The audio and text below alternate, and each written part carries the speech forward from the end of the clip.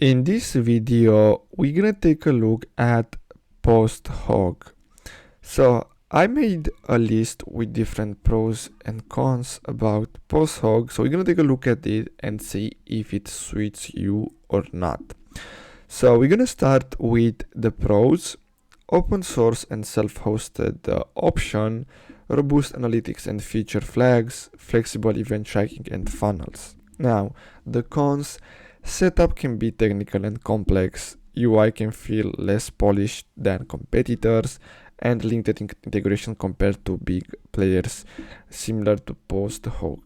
Now, POSTHOG is ideal for teams wanting full control over product analytics with an open source self-hosted option. Now, great if you have dev resources and want customizable tracking without vendor lock-in. So basically that's all for today's video, guys. I really hope you found this video helpful. Don't forget to like and subscribe. Thanks for watching.